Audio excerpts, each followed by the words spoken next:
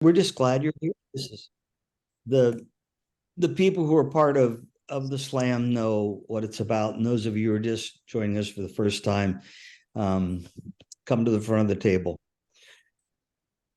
Each week I try to think about how we can build on what we already have talked about. And last week I was talking about the importance of attitude, and maybe that is the fundamental foundation for everything. I want to be a success. What do I have to do, or what should I be doing? And that first filter that everything goes through is an attitude. We all have friends that, I don't care how sunshiny it is, they'll find something wrong. And we all have friends that in the middle of a storm will find something right.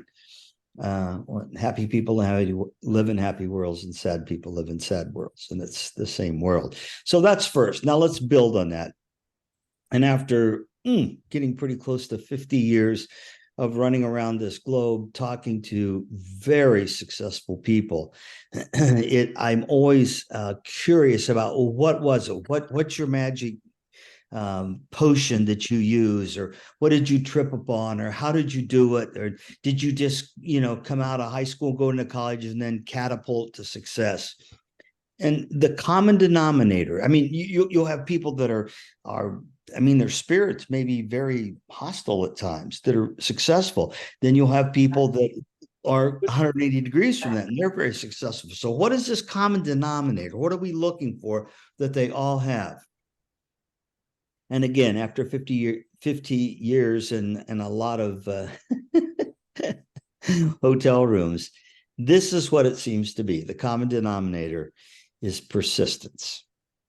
And the definition of persistence in Webster's terms is a firm, I love this next word, or obstinate continuance in a course of action in spite of difficulty or opposition.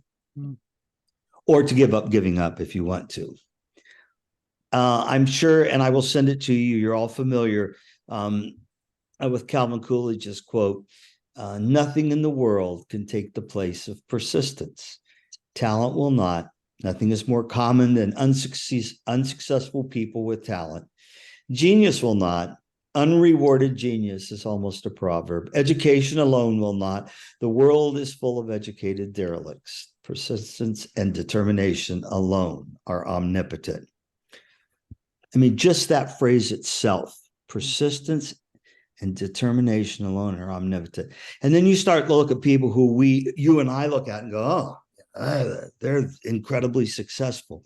I don't know if you're aware of this. One of the greatest failures in business was a guy named Milton Hershey. He was trying to find a way to make chocolate so it could be marketed, and everybody turned their back on him. What if he'd have quit? And this is what he said: there is no failure except in no longer trying. God, isn't that good? There's no failure except in no longer trying. You're probably all familiar with this name, J.K. Rowling. She is the author for Harry Potter, and it is, she's supposed to be one of the richest authors in the whole world. Now, not that money makes you successful, but she was rejected by over 20 publishers. Harry Potter was rejected. And she says it is impossible to live without failing at something unless you live so cautiously that you might as well not live at all, in which case you fail by default. What a paradoxical statement. I'll send you these two. You're all familiar with Stephen King, the author. His first book was Carrie, that they made into a movie. It was rejected 30 times. The last time, the story is, he threw it in the trash. Said, that's it, I'm done. His wife pulled it out of the trash and sent it to another publisher, and that's when it hit. 30, wouldn't you have given up after 17 or 18 or 19? And of course, Stephen King, prolific writer. Are you ready for this? Van Gogh. You can't buy a painting from Van Gogh painting for less than about $2.5 million now. He sold one painting in his life. He didn't hit till after he was gone. So all of his relatives got the money. He sold one painting. He only sold one. but he kept painting. Michael Jordan was cut from his high school basketball team. I think that's one of the, how do you suppose that coach feels right now? Oops. And in Angela Duckworth's book, and if you haven't read Grit, just go get on Amazon and get the darn thing. It really comes down to this. This is the formula she came up with after tons and tons of research, right? Talent plus effort or persistence, effort, persistence, the same, equals skill. Skill plus effort and persistence equal achievement. We keep coming back to it. It's the chance to give up, giving up. And our guest tonight will talk a lot about that. And I just think, if we've got a foundation of a positive attitude and a sense of persistence, you're on your way. I'll throw it back to you, Cece. Thanks. Thanks so much, Tim. Could you imagine if Hershey would have given up? Ooh, I don't know how I would get through my days. Ladies and gentlemen, so each week we start out with some words of wisdom from Tim, and then we take a moment to get a tip of the week from our dear friend and immediate past president, Scott Rush. So Scott, what's your tip for this week? Hi, everyone. It's so good to see you. Obviously, one of our big responsibilities is to get students to fall in love with music and music making. We want them to resonate with music now and throughout their lifetime. And we want them to do it in an environment that is, safe and where they feel loved and they feel brave and that we've got their back and that they can artistically state who they are and how they feel musically. And that's where what we do here in SLAM just kind of collides. And so part of that is just, some cultural tips in terms of developing a healthy culture. So I'm going to give you 3 little quick tips in terms of that are culture building and 1 pedagogical tip for you. So the 3 tips about culture building are a couple of things that have been really successful. The first one is to ask your section, and we typically have band, choir, and orchestra here at SLAM, to ask your section to create a section mascot. And you can have them, go as far with that as they want to. Another suggestion is to have them create a section handshake. I think Paul Kyle was the one last year who showed us a video of his students creating their section handshakes. Another one is to have them create a section hashtag. So, whatever, violas rock. It can be whatever you want it to be, but get them to create a section hashtag. I remember when I was at Wando High School, the drum majors had this toy pig, and if you squeezed it, it would oink. And they would give little awards for either individual students or sections, and students would just go crazy. They would do anything to get the pig for 1 week. And so all these are just little, culture building things that you can do with your students just to create, camaraderie and this whole idea of connection. Because at the end of the day, it's about relationships and connection, right? Now, here's my 1 pedagogical tip. I think you would all agree that one of our responsibilities is to teach keys and key signature recognition. And you would also probably all agree that if somebody came and kidnapped one of our students out in the hallway and asked them the key signature, there's a chance they might get it wrong. So this is nothing monumental. It's not lofty. It's not supposed to be. These are called tips of the week for a reason. They're just little quick tips of the week, right?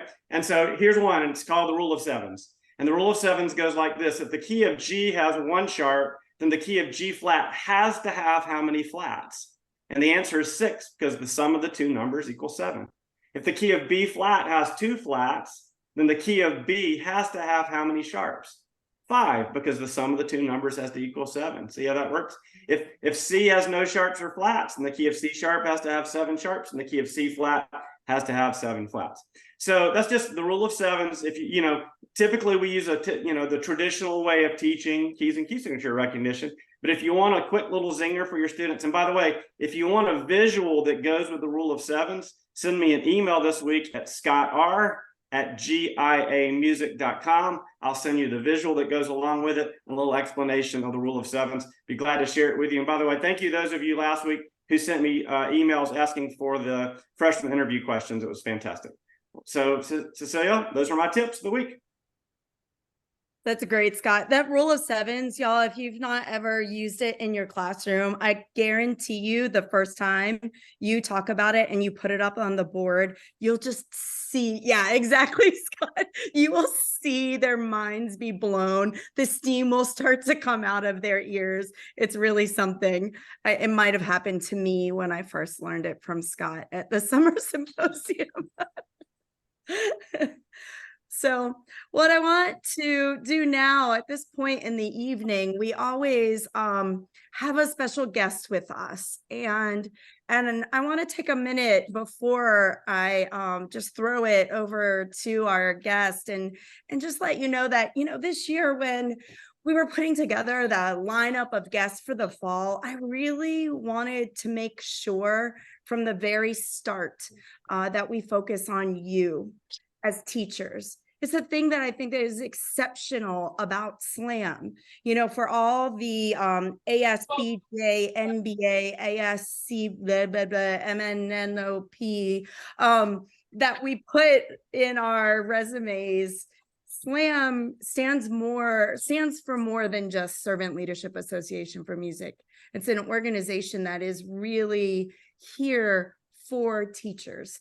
And many of us have found our way to this organization because we know that it is by serving others that we demonstrate our true leadership. So it's important for us to be reminded that we can't lead others until we lead ourselves. And that since we are only worth what we give away, we must work to fill our buckets because we can't give away what we don't have. And tonight's guest is an exemplar of those very leadership traits. Please join me and unmute yourselves. Let's welcome our NAFME president, Mr. Scott Sheehan. Ooh. Thank you. I am so excited to be here. I have to tell you, ever since I got the invitation from CC, I've just been thrilled to be able to spend some time with all of you tonight and talk a little bit about leadership. And CC and I were talking a little bit last week about what angle do we take, because there's so many things about music education that we could talk about, right? And we decided to focus in on you. All of you that made the choice to be leaders tonight, to give up your time to spend some time with us tonight on SLAM. And that is paramount. That this next hour, 45 minutes, whatever's left, is all about you. And so the comments and things that I'm going to share a little bit tonight are about you and how we lead ourselves through very challenging times. And I'm not going to sugarcoat what's going on out there. You all know that these are challenging times. I think to myself, wow, are the good old days behind us? No, they are not behind us. It's how we forge to the future that's going to make the difference. And so for me, it's always started with music. And I'm going to share my screen as I talk through a little bit of this for a few minutes. Just give me 1 second. There we go. It's always been about music. And from the moment I knew that I wanted to be a music educator, I knew that it was music that would draw me in, and it was music that would get me through my day, and it was music that would inspire literally everything that I do as a husband, as a father, now a grandfather, certainly as a teacher. And so it's the gift and power of music that I wanted to kind of focus through tonight. And so I've kind of turned it into an acronym. So how do we lead ourselves? Well, I think at first it starts with motivation. And when you look at the root of motivation, it comes from motus or movare from the Latin, which means to move, to be in action. And I think when we think about leading ourselves, the only person we can motivate is ourselves. We are the only ones that can get up off of the couch and go do something. And I think that's what's key, is that we ourselves, to take care of ourselves, have to remember what motivated us at the beginning. What is our why? And we talk a lot about that at NAFME. We certainly talk a lot about that with our programs, our music, with our bands, our choirs, our orchestras. We talk about what's our why, what at our core do we believe that it is so true. And I think we have to start there. And for me, you already heard, it's music. It's that big, broad, capital M, capital U, SIC that drew me in. And it was the power of how those notes combine and how the sounds literally moved my soul. And I can tell you the exact day, and some of you may have heard that story, the exact day I knew I wanted to be a music teacher. I was playing my trumpet. It was a Tuesday. It was in March, and I'm sitting in the band playing my trumpet, and this rush of feeling came over me like I had never experienced. It was the most amazing feeling in the world. That I knew that was going to be the rest of my life, pursuing that feeling and then sharing that feeling with everybody else. And so for each of us, we have that story. We have maybe that inspiring teacher that lifted us up and got us so excited about music and so excited about this profession. And yeah, as I said, there's some challenges, but at the same time, it's that inspiration, that motivation that took us apart, you know? And so I think whether, you know, it's the act of being in motion or whatever, whatever it is that inspires you to get through your day. I think sometimes when we hit that wall and we say enough is enough, we have to remember. We have to go back. We have to take that moment just to slow down and let things simmer for a minute and say, I remember why I got into this. I remember the power that music had on me to change my life.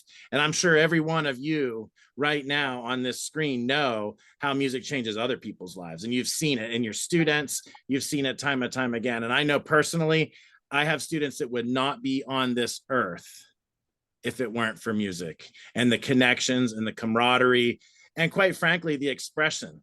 You know, students come to us and can be free to express themselves just in the way that we need to be able to express ourselves. So I think, you know, for me, the capital M in music is about motivation. The U comes from understanding.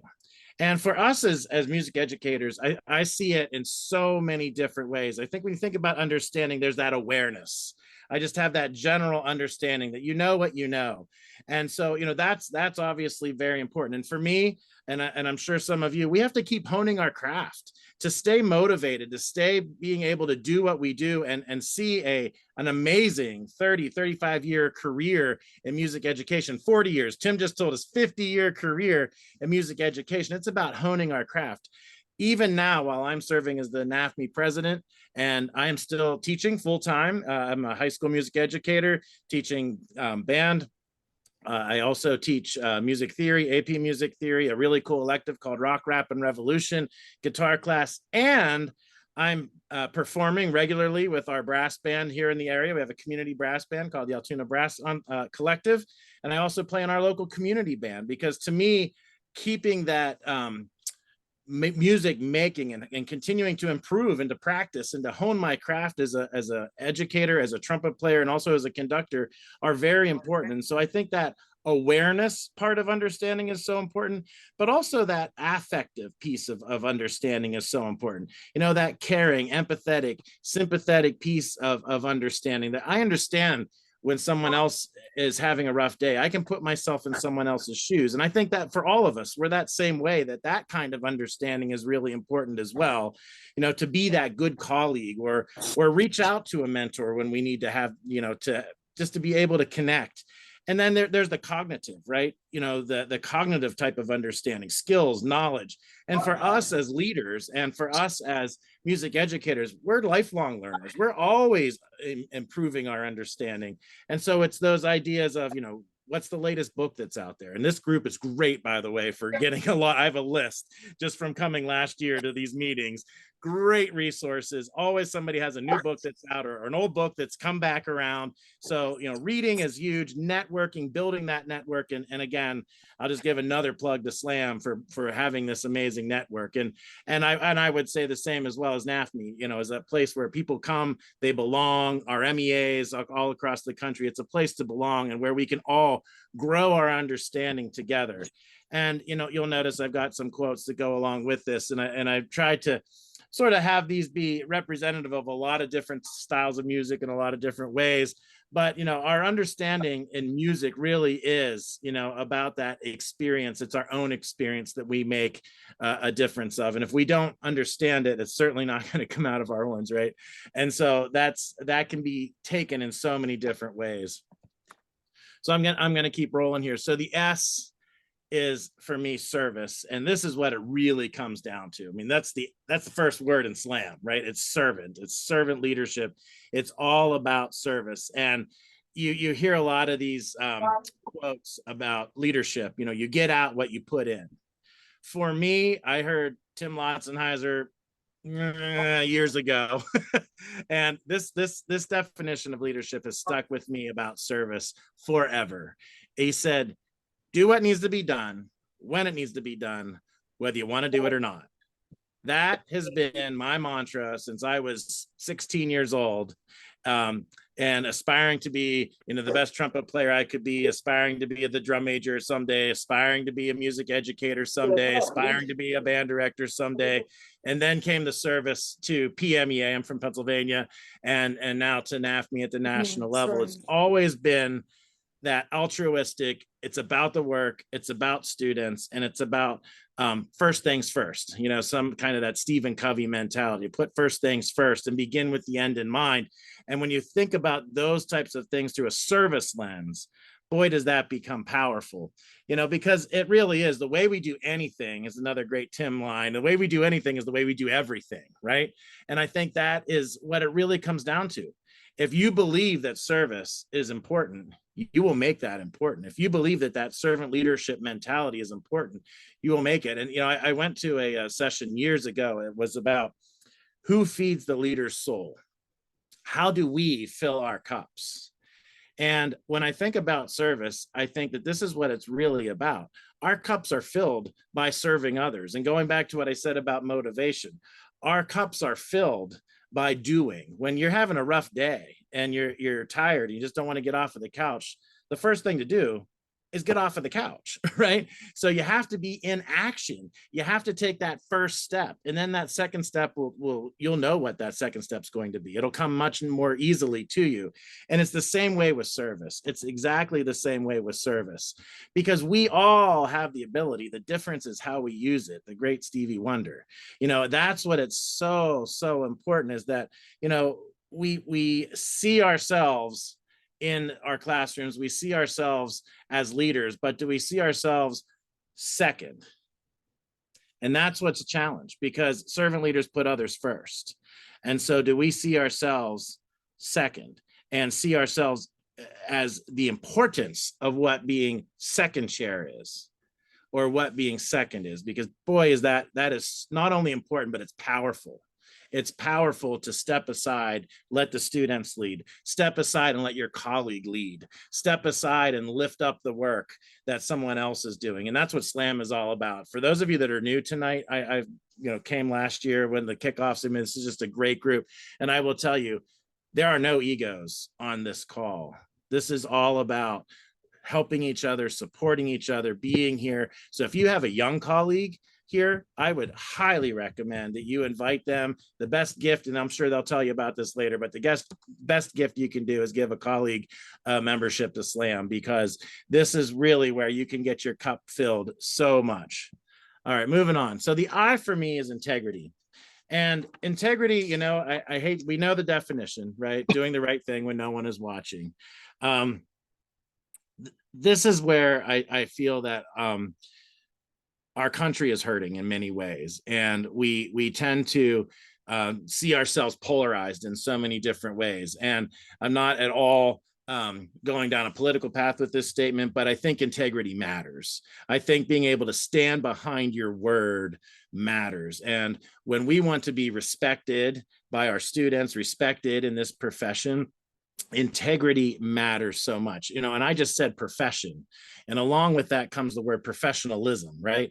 That we hold ourselves to the highest standard ethically, we hold ourselves to the highest standard morally. And so when I said tonight is all about us and you and us coming together, and how we as leaders find our pathways to lead and take care of ourselves, I think that integrity piece is so important. And for young teachers who might be on the call, it's okay to say, I'm sorry. It's okay to say, I messed up. It's okay to ask for help. We're, all of us that have been around a while are here to support you. There's really nothing that I have ever encountered that a colleague of mine has done that, unless it was something horrifically morally, and honestly, I've not met somebody like that in my personal career. But other than that, somebody will help you. And even there, I think somebody in music education would help you to be find out what's the next step, because we, as I said, we all really have to support one another. And when I think about this quote from Beethoven, music is a higher revelation than all wisdom and philosophy. I love this because he puts music up there so high. That's how high I put our profession. We are changing lives every day, and by doing so, we are making society better.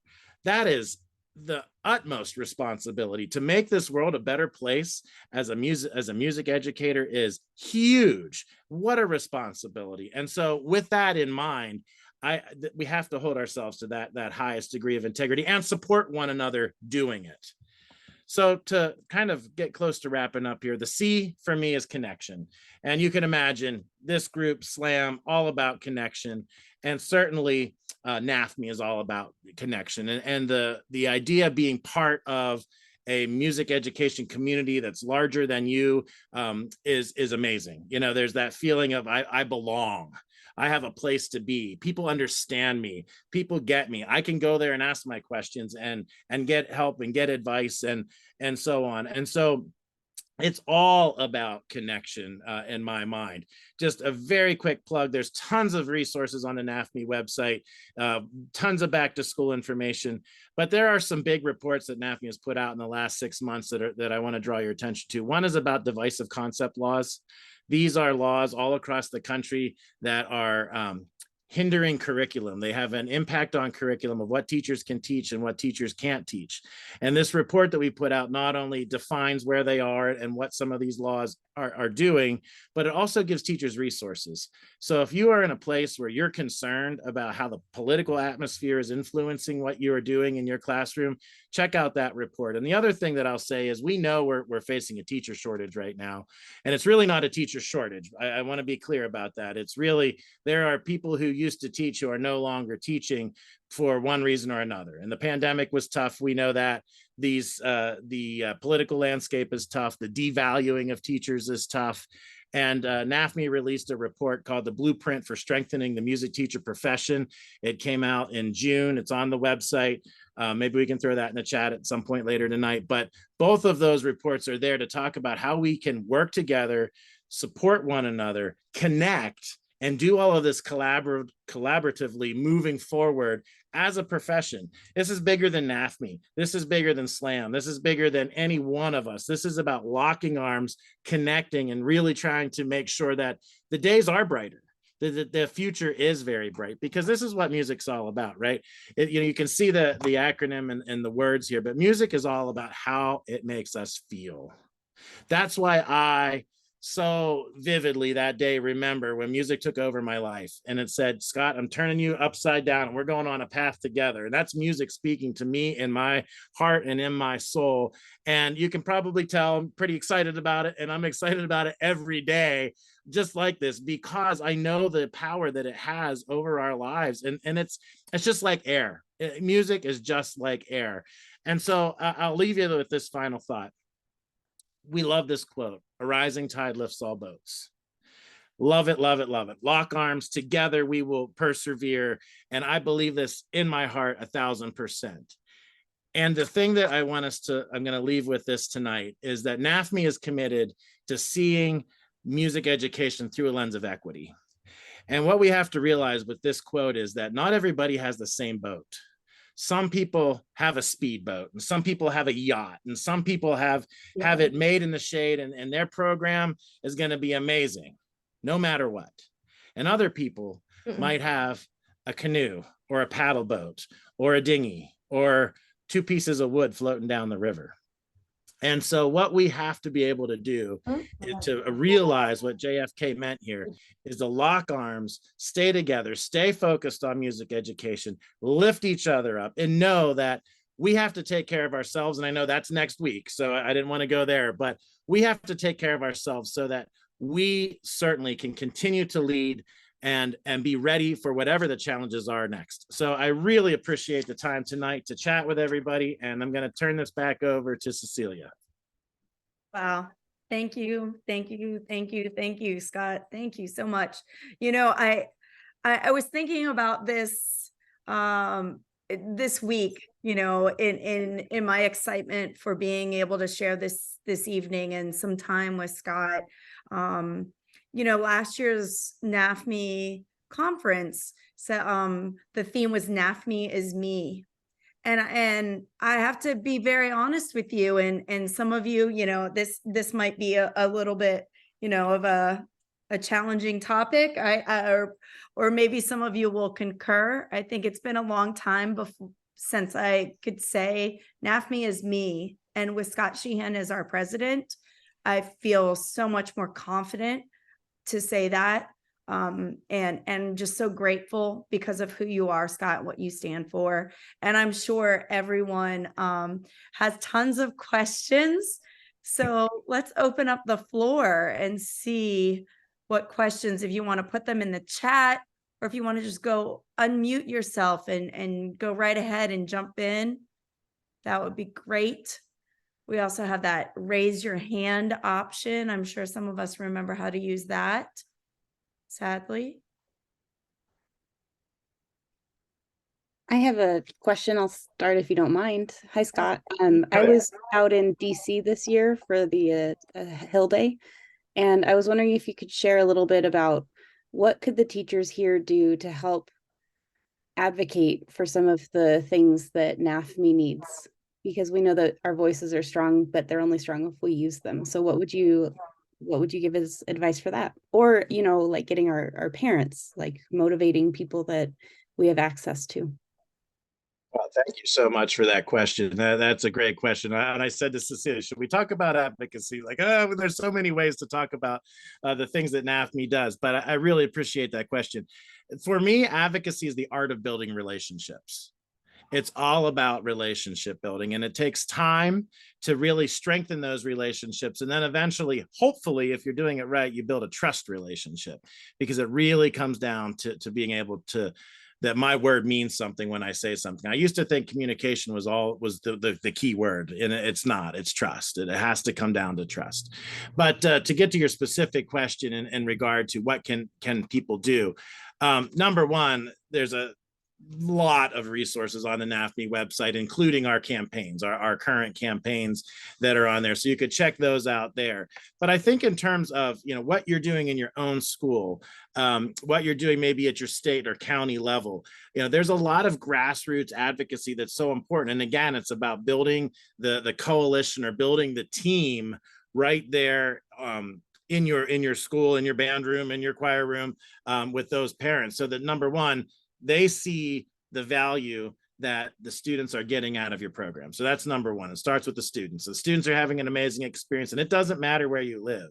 It doesn't mean that that's the suburban school that has all the resources. This can be, in rural Montana or the inner city Brooklyn or wherever it may be. If the students are having an amazing life-changing experience through music, they will tell their parents. And then it's a matter of doing the communicating and the collaboration to build that message up, and then decide what your goals are. And that's the thing. You decide what it is that you want to achieve through that advocacy work. Is it about expanding opportunities and having more students to be involved in the program? Maybe it's to add a position so that you could add another choir or a band or a mariachi group or a modern band or something like that. There's all different ways, because it really depends on the community and the culture and the context of what it is that you ask for.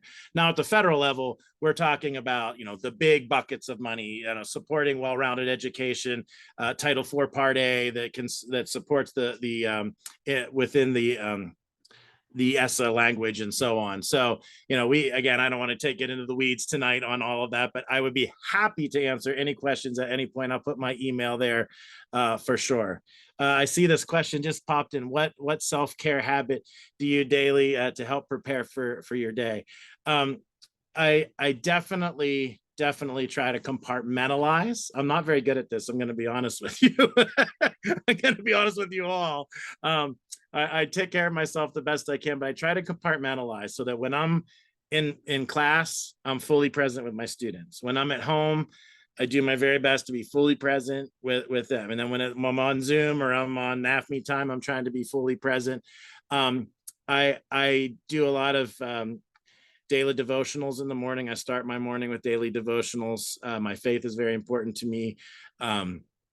And I also really try just to find, even if it's 15 minutes of something that I look forward to every day. Maybe that's a glass of wine. Maybe that's a second glass of wine. Maybe that's, going for a walk with my wife and my daughter, or my granddaughter. After dinner, we can just take 15 minutes and go for a walk and clear our minds and talk about their days and those sorts of things. But I really, especially right now while I'm serving as NAFME president, I really try to compartmentalize and be fully present and fully engaged and mindful of who's with me at the time, or what I should be doing at the time. My wife will remind me if I'm not doing that well, by the way. Yoav, you have a question for Scott? Yes. It's kind of like a two-parter, I guess, both on that M, the motivation, because I think that one of the big things that I've noticed in myself and a lot of my peers as well is motivation, both in ourselves and from students, can sometimes be a struggle. And so I guess the first part of the question is, in those times when motivation can kind of be low, whether it's from personal things going on or students not really connecting with things that you're doing, or just life in general, how do you suggest you get back on that motivation, and feeling that, especially bring it to the students? And the second part would be, I've known that there have been times in my career as a teacher where I feel very motivated and excited to do like a certain lesson or a certain idea with students, and it doesn't always end up working, or it doesn't always end up like connecting well with the students. And so, not being discouraged from that, how would you suggest going through that? Well, start with your first part first. And my question is going to come back to you. That is, what motivates you? What gets you excited? What brought you into music in the first place? I think that if you can find that spark, that's really, where was your spark before the fire? That's what you want to know. Answer, and you've got the answer. I can't tell you what motivates you, but you know what motivates you. And I'll say this: do what you love and love what you do. I think that that's the bottom line. And there are many people who come into our profession and maybe they don't love what they're doing and it's not for them. And as much as I think everybody has music in their lives, and it's, it's like I said, it's like air. Not everybody's meant to be a music educator and share that with students in the same way. And so if in your core, that's who you are and that's what you want, then the motivation will come through, number one, perhaps remembering what your spark was. And number two, as I said, sometimes it's just a matter of taking that first step. The old adage of how to eat an elephant one bite at a time. Maybe it's literally getting up off of my chair and picking up my instrument because I have not been motivated to practice for whatever it is, or, so that's my thoughts on the first part. The second part, when you run into bumps, I think it's always about reflection. I think it's always about, looking in the mirror. What could I have done differently that I can do the next time? And even if you're really excited about it, maybe the scaffolding wasn't in place for the students to be successful. Maybe there was a step in there that you thought they knew, and you know what, they really didn't have a good grasp of this, or they really didn't have that skill quite right, and so whether it's a concept, I'm not sure exactly what, kind of lesson or rehearsal or whatever technique it is, but, whatever it is, kind of double back and look at where it went wrong or where it wasn't as successful, and try to see, was there something missing in there? And the other great thing is ask a colleague, have somebody walk in your classroom or videotape yourself and share it with a friend and say, hey, what do you think of this? I was so excited for this, kind of fell flat. Where do you see it? I do that a lot. I'm always asking people about what did you think of this? I'm very fortunate to have a great marching band staff. And when the performance doesn't go quite as well as expected, hey, where are we going wrong? What do we need to pick it up? So. Thank you very much. Yeah, absolutely. And I see some other great comments in the chat. You got a lot of great people here tonight to lift you up too. So And one of the things that we like to do, and I'm sure that we have tons of questions for Scott. And if you're lucky, in this random draw, you end up in a breakout room with him. You can keep asking your questions. We also hope that you'll continue these conversations on our Facebook group. I think 12 of you have already joined us since we've been in this meeting. But for the next few minutes, what we're going to do is we're going to actually put you into 4 different breakout rooms, and you're going to be with a member of the SLAM board. And I just want you to be able to continue this conversation. And actually, Mark already asked the question, what is a self-care habit that you do daily to help prepare you for your day? And perhaps it's something that you do in terms of preparing your pedagogy, your music, mentally, physically. But I think that we could all learn from each other. So I'm going to send you into breakout rooms and bring you back in about 9 minutes. Whitlock, it's so good to see you. Hello, Mr. Kim. Good to see you, sir. Good to see Hi. you. Good to see you. This is awesome. Well, tell us, what was something really great that your group talked about, Kara?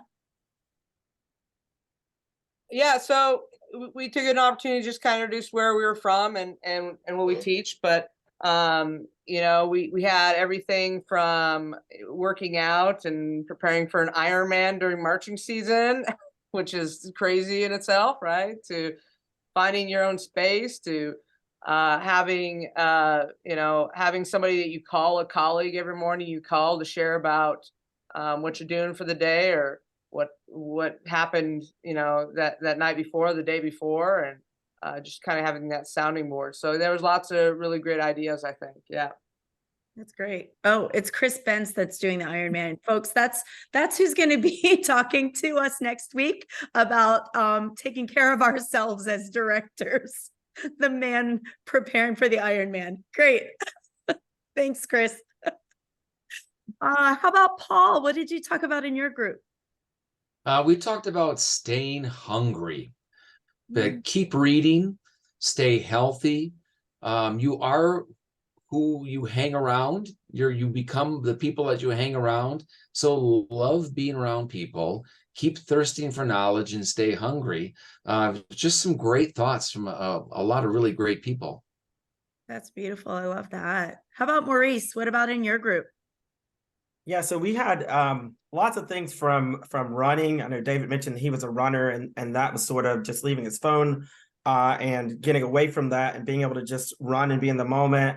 I know Scott said eating, and I was like, oh, it's great to get permission for food to be one of my things. But also too, just the people around you, interacting with them in different ways, whether or not that be just eating lunch with them or going to music trivia with them. That all of those things can be just another way of just refreshing yourself and being present. We even had some people that mow the lawn, and we could figure out if it was the marching band side of them that likes the straight lines. But I know Gary said it well, that you see immediate results. That's one of the beauties of cutting grass. That's great. And how about Scott Rush? What did you talk about in your group?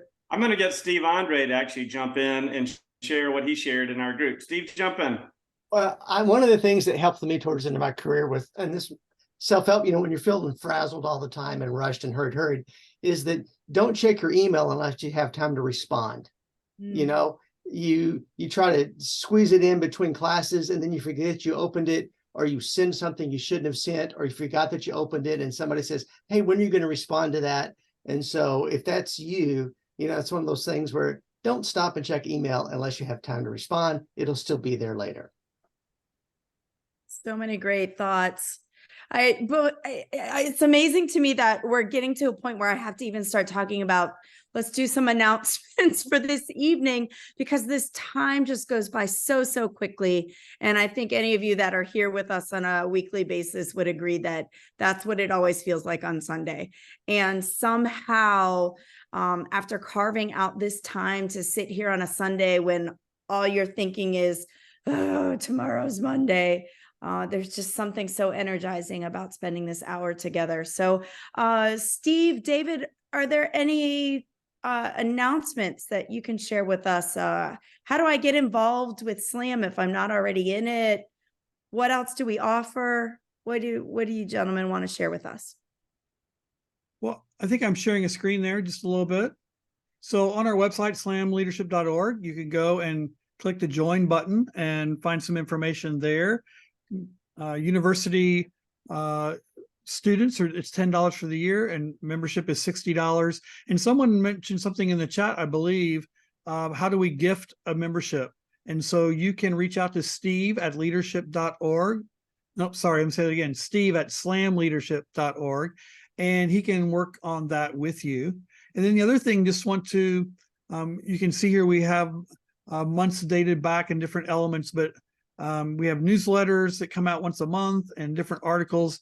And so as a SLAM member, you get access to all the back coaching, group collaborations, and other content throughout the year as part of your membership there. So someone's asking about, do we have other resources? So that's where those lie. Once you log in, then you can get access to that. Some of it's public, but most of it shares you a snippet. And then once you log in, you get full access to as a member. And Steve, did you want to share with everyone about pursuing mastery? If you go, a group under our Facebook page is the Pursuing Leadership Mastery, and it's a once a month webinar with me and Frank Troika, and we always have guests talking about building culture and your student leadership program. It's for directors, not for students. Those live forever on that Pursuing Leadership Mastery page. This last month, we had the director from Fishers High School. He was great. And then next month, we'll have Reagan Brumley from Lake Highlands High School. So please check those out. And Sydney, I'll respond to your chat here in just a minute. So don't leave until I can respond to you. All right. And thanks. And if you enjoyed it, tell your friends. If you want to gift memberships, you can email me and I can tell you how to do that, so you don't have to stick your credit card into the form, which is always the big question. So it's great to see everybody. I hope you enjoyed tonight's session as much as I did. I look forward to working with you in the future. And Cecilia, I think one thing that we didn't talk about for the teacher members, it's not applicable for college because it's $10, but for teachers right now, if you join the $60 membership, you get the teacher's guide to Pathways by Scott and Tim. It's like a $35 value. So that's something that you get automatically for joining. You get a digital copy of that. If that's something you don't have, that would be another added benefit. Thank you both so much. I just want to once again thank you, Scott. There it is, right there. Scott Rush is holding his book up. Again, I just want to say thank you to Scott Sheehan. He has truly just been a light that I'm so excited to have as a part of our Slamily and be a part of my life. It's been great getting to know him. And I just want to share this thought with you before I pass it on to Tim. This is from Brene Brown, a favorite author of mine. And she says that a connection is the energy that exists between two people when they feel seen, heard, and valued, when they can give and receive without judgment, and when they derive sustenance and strength from the relationship. And that's the kind of relationship that I wish for all of you with your colleagues and with each other here in SLAM. And Tim, I'll let you finish it up for this evening with your closing thoughts. Thanks, Cece. Well, a couple things that are just so obvious, we have to identify them. First of all, Scott, phenomenal job.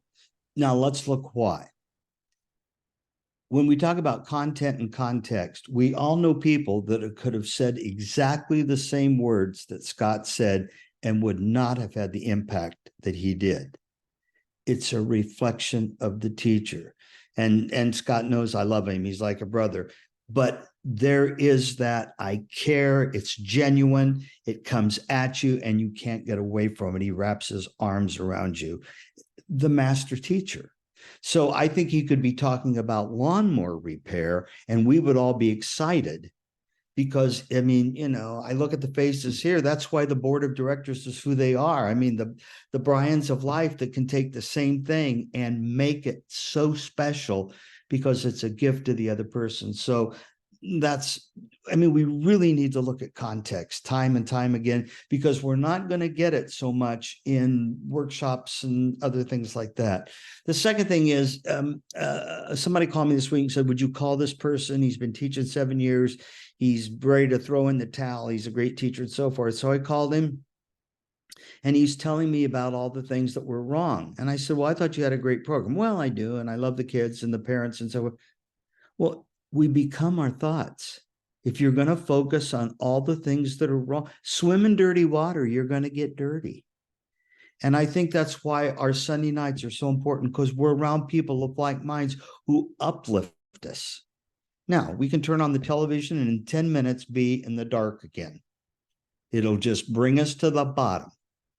Or we can continue to support each other. So grab a friend, bring them on, because we're creating a positive momentum that is going to push music education forward. And Scott, I just can't say enough nice things about you. It was great. So all of you have a phenomenal week. Yeah. Next week, we'll re-up it again. Great job again, Cecilia and Scott, and to everybody that joined in. Peace. Be well, everyone. Thank you so much for being